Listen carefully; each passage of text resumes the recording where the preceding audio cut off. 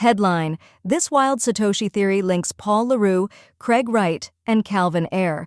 Published at 6:09 p.m. UTC, October 14, 2024 on Protos.com. Following the release last week of an HBO documentary naming Peter Todd as Satoshi, renewed speculation around the whereabouts of the Bitcoin creator's private keys has breathed new life into an old theory involving gambling magnate Calvin Ayre, ex-crime boss Paul LeRoux, and one of the Bitcoin community's earliest participants, Craig Wright.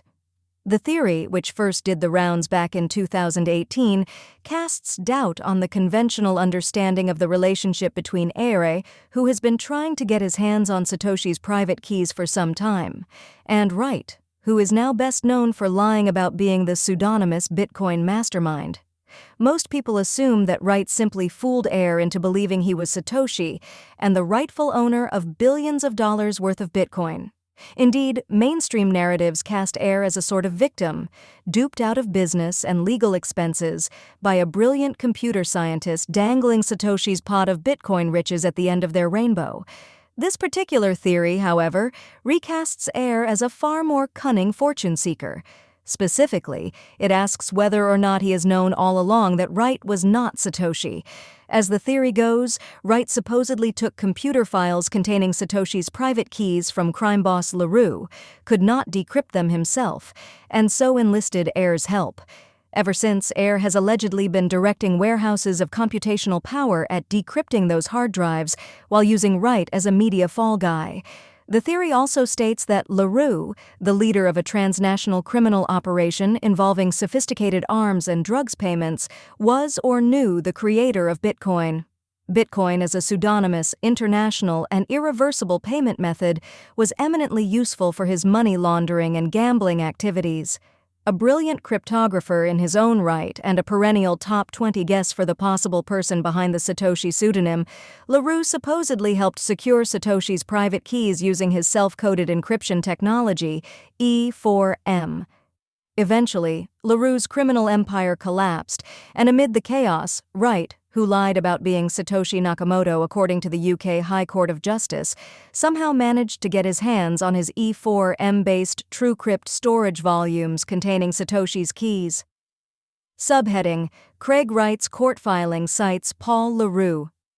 In response to deposition questions about people that Wright and Dave Kleiman had helped law enforcement apprehend, Wright's lawyers forgot to redact a citation to LeRoux's Wikipedia page. This somehow adds credence to the idea that Wright became a government informant who aided in LeRoux's downfall. With LeRoux safely offline and serving a 25-year sentence at FCI Fort Dix, a low-security U.S. federal correctional institution, Wright was supposedly now in possession of his encrypted volume containing Satoshi's private keys. Protected by TrueCrypt's powerful E4M security and unable to crack the code himself, Wright enlisted the help of longtime friend and self-proclaimed billionaire Ayre. Armed with a fortune from online gambling and other dubious businesses, Ayre agreed to unleash brute force computational power on decrypting Satoshi's keys, and it was a treasure worth hunting. From 2009 to 2011, Satoshi mined approximately 1.1 million Bitcoin. When Bitcoin's pseudonymous creator disappeared, this stash was worth virtually nothing. However, today, that same Bitcoin is worth $74 billion. Subheading: A wink-wink agreement with Calvin Ayre. As part of their partnership, Ayre would focus on computer mining while Wright would claim to be Satoshi himself.